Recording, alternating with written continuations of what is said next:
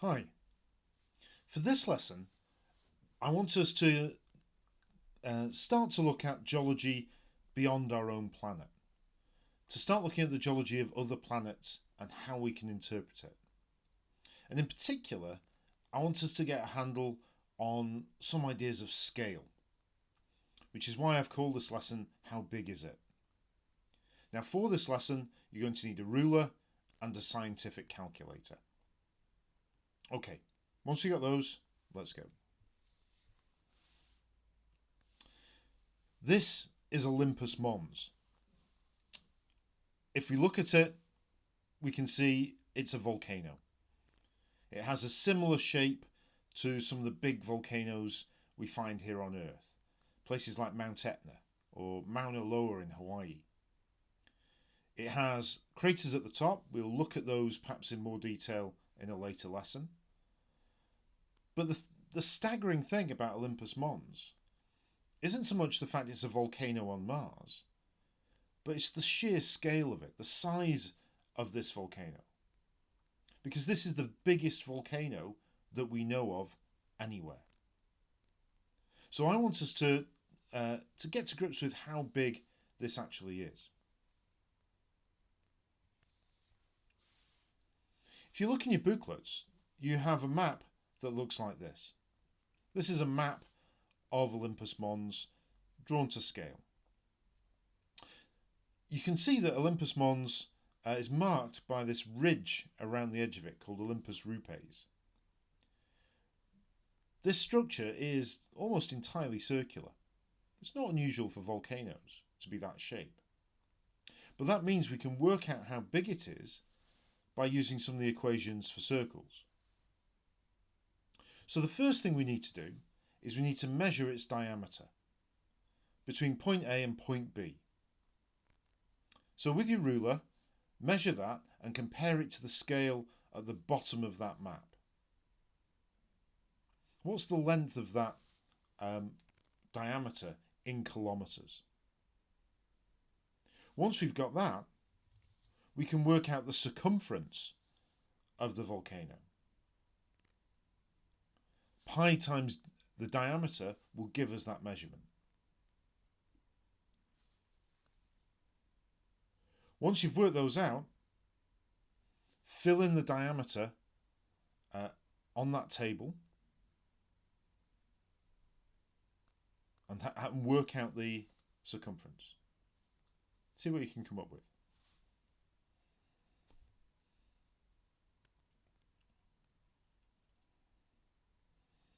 Okay. Having done that calculation, we should find that the diameter is about 530 kilometres. That's a lot. But let's think about what that would actually mean in reality. Can we get some idea of the scale of that?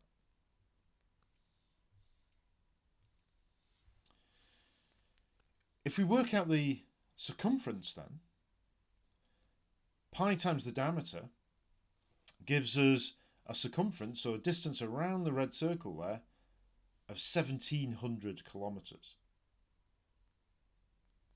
Now, at the moment on Mars, there is this robot. This is Curiosity. It's a geological tool exploring parts of Mars to work out its geology. We're going to look at Curiosity a bit more in theme 2.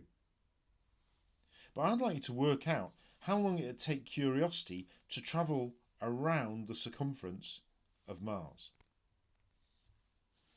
Now, its speed is a fairly leisurely 0.14 kilometres per hour, 140 metres per hour.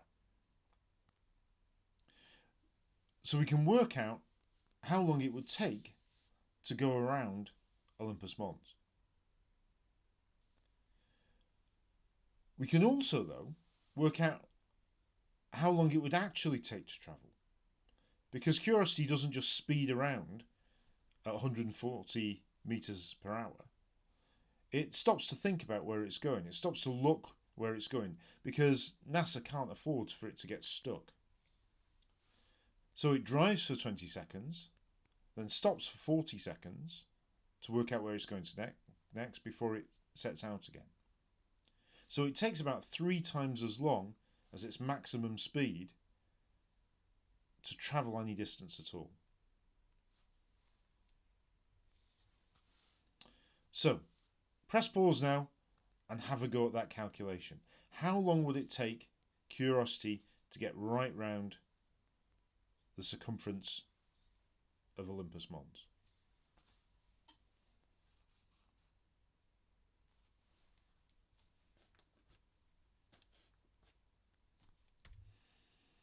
Okay, let's see what we've come up with. So if Curiosity can travel 0.14 kilometres an hour, in a day it's going to travel 3.36 kilometres. So 1700 kilometres, which is our circumference, divided by 3.36 gives us a grand total of 506 days. Quite a long time. But remember, Curiosity actually doesn't go full speed all the time. We actually have to multiply it by 3 to work out how long it would actually take. 1,518 days. Or to put another way, 4 years, 58 days, 9 hours and 36 minutes. Long time. Okay, so we now have an idea of how big Olympus Mons is. Let's compare that to some volcanoes here on Earth. Now there's 2 things I'd like you to do here. Firstly, I'd like to plot the size of these volcanoes, the 4 volcanoes I've listed here, onto this graph. I've given you a scale to use for the vertical axis here and the horizontal axis. We're plotting, if you like, a slice through the middle of a volcano. So a volcano is going to look like a triangle. Here's one to get you started. That's Mount St. Helens. So its height is about 2.5 kilometres. Its diameter is 10 kilometres. So either side of that middle line there, I've measured 5 kilometres each side, and then I've drawn a triangle. Remember to use the scale. I'd also like you to work out the area that each volcano takes up.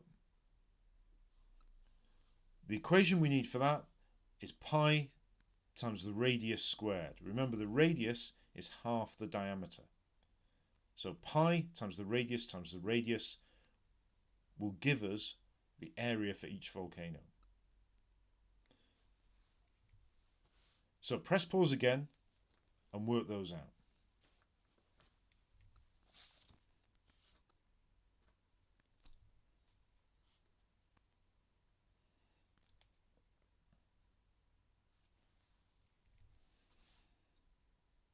Okay then, let's see what you've managed to work out about the area and also the size of these volcanoes. Now we'd already plotted Mount St. Helens. Mount Etna, you can see, is bigger again, and Mauna Loa bigger still. But they're all dwarfed when we look at the sheer enormous size of Olympus Mons. It's over 21 kilometres high. Mount Everest is less than 9 kilometres high. So it's over twice the height of Mount Everest. It's even more striking when we look at the area of these volcanoes. Etna on Sicily has an area of 1,521 square kilometres. And Etna is a big volcano, if you get a chance to see it. Mount St. Helens is much smaller, much steeper, and only covers an area of about 79 square kilometres.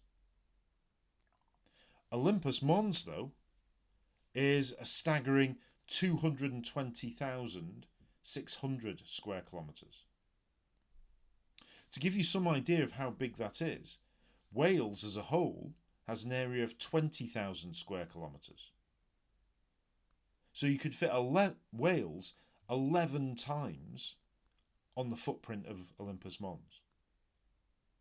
It's staggeringly huge.